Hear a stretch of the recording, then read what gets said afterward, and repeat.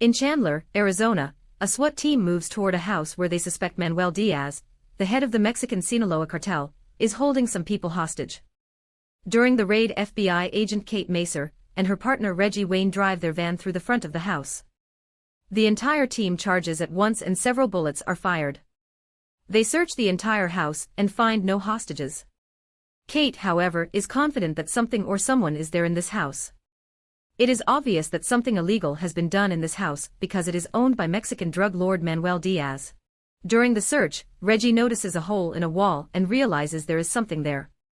After they break open the wall, they are horrified to find decomposing dead bodies wrapped in plastic. A forensic team then arrived and immediately investigated the crime scene, where they found 42 dead victims who had plastic bags covering their bodies. Following further investigation, one of the police officers noticed a locked storeroom outside the house. As soon as they open it, a bomb explodes, killing 2 officers and injuring Kate. Due to this shocking incident, a high-profile meeting is held at the FBI headquarters with the presence of FBI officials and CIA Representative Matt Graver. He is in charge of a mission to apprehend Manuel Diaz.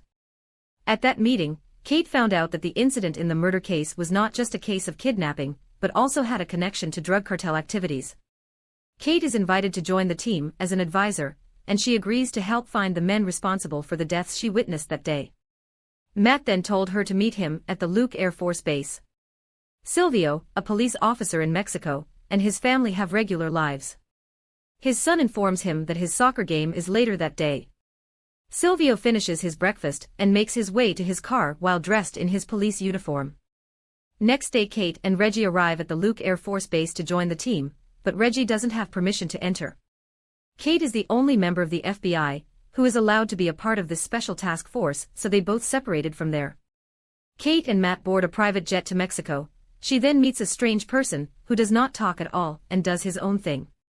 When Kate talks to him, he introduces himself as Alejandro Gillick. Kate asks him about the mission details, but he does not reveal anything and advises her to always keep her eyes and ears open, which Kate does not understand. Why is he saying this? As soon as they arrived at the U.S. military base in Mexico, they went to a joint task force meeting to discuss the mission strategy.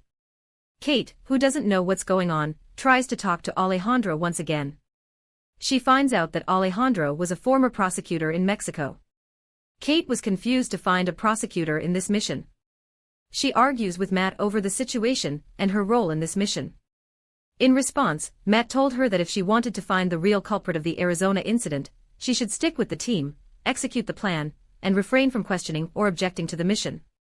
They set out on their journey and are escorted by federal police until they reach Juarez, Mexico. She is baffled by the need for such tight security, but soon finds out why, as they come across bodies with severed limbs hanging in the city center. A city that had been controlled by the drug cartel.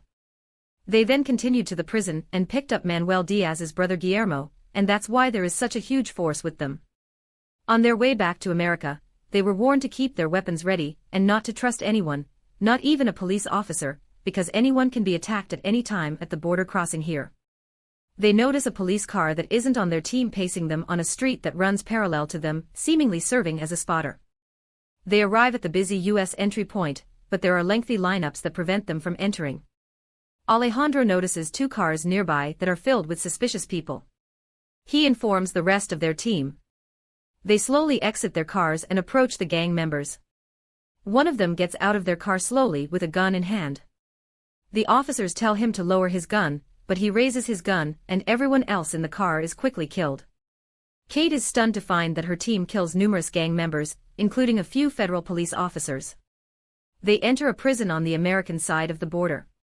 Kate and Matt dispute over shooting people on the Mexican side of the border and how the mission is being carried out.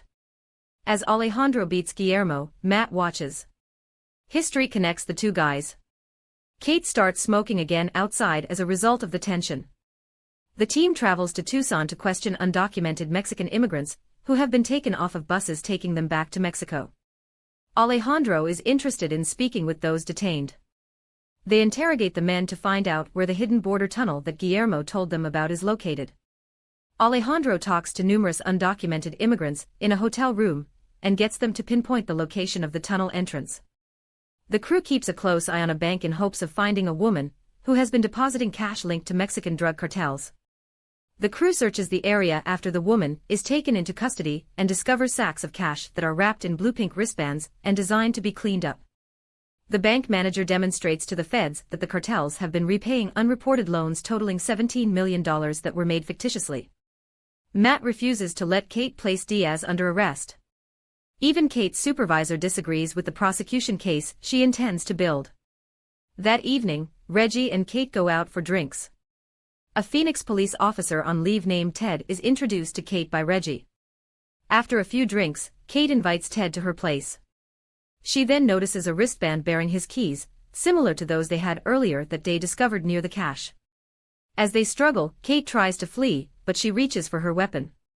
Ted chokes Kate until Alejandro enters and holds a gun to Ted's head, forcing Ted to release Kate. Ted is taken into custody and put inside the police car. Threatening Ted and his daughter, Ted is beaten by Alejandro until he divulges his knowledge of Diaz and other dishonest American police officers. The crew is successful in removing a sizable sum of money from Diaz's account, compelling him to travel back to Mexico. In order to get the drug cartel to respond, Matt decides to attack the tunnel. They prepare themselves and move for the tunnel. Kate is instructed to keep her distance by Matt. She is only there because the CIA requires a domestic agent stationed in the United States to conduct operations here. At darkness, the team enters the tunnel. The smugglers and mules inside are engaged in a running gun battle led by Alejandro and the Delta Force squad. Reggie and Kate follow apprehensively. Alejandro can see Silvio on the Mexican side moving cocaine from his police car into a warehouse above the tunnel's entrance. Kate observes Alejandro seize Silvio and threaten him with a revolver. Alejandro shoots Kate in the vest as she tries to stop him, telling her never to point a gun at him again. Silvio is taken by him and compelled to ride in his police vehicle. He coordinates with the Americans while giving Silvio directions. Kate is the final person to exit the tunnel once they reach the American side. She punches Matt fiercely, but he stops her. She finds out that Alejandro is an assassin who was formerly a part of the Colombian cartel and not a prosecutor. He has been paid by the CIA to capture Fausto Alarcón, the local boss of the Mexican Sinaloa cartel and Diaz's employer. Alejandro's wife was beheaded by the Sinaloa cartel in Mexico, and their daughter was thrown into an acid bath. The CIA believes that having Colombians in charge will help them better manage the cocaine trade. Silvio is made to drive by Alejandro till they come across Diaz's automobile. Alejandro commands Silvio to stop the car and orders Silvio to tell Diaz to get out. Alejandro shoots Silvio in the back as he approaches Diaz to confront him, killing Silvio and injuring Diaz in the leg. He makes Diaz drive to the home of his boss, Alarcón. When Alejandro gets to Fausto's opulent, gated estate, he kills every guard there, both outside and within. As he leaves the house, he discovers Fausto eating dinner on the terrace with his wife and 2 sons. He commands the wife and boys to keep eating and to remain calm. Fausto warns Alejandro that his wife would disapprove of the hitman-turned-lawyer he has turned into. Alejandro brings up his daughter. Fausto says it was nothing personal, but Alejandro says it is for him. Time to meet God. To the horror of Fausto, he murders his wife and 2 boys. He is instructed to complete his dinner by Alejandro, who then executes Fausto. Late at night, Alejandro silently enters Kate's flat. She is given a document, which he has her sign as proof that what they did was legal. Kate declines to sign. Alejandro threatens to shoot her if she doesn't sign, while holding a gun under her chin. He wipes her tears away without ever taking the gun away. Kate signs grudgingly. Alejandro advises her to travel to a smaller town, where the law still holds true before he departs. As he leaves, Kate gets her revolver and points it at him from her balcony. He waits for her to pull the trigger as she turns to face him, but she simply lowers the gun gradually and lets him go. In Mexico, Silvio's kid is shown standing by his empty bedside, seemingly anticipating that his father won't be returning. She drives him to his soccer game. Everyone hears distant gunshots during the game. The game is quickly continued.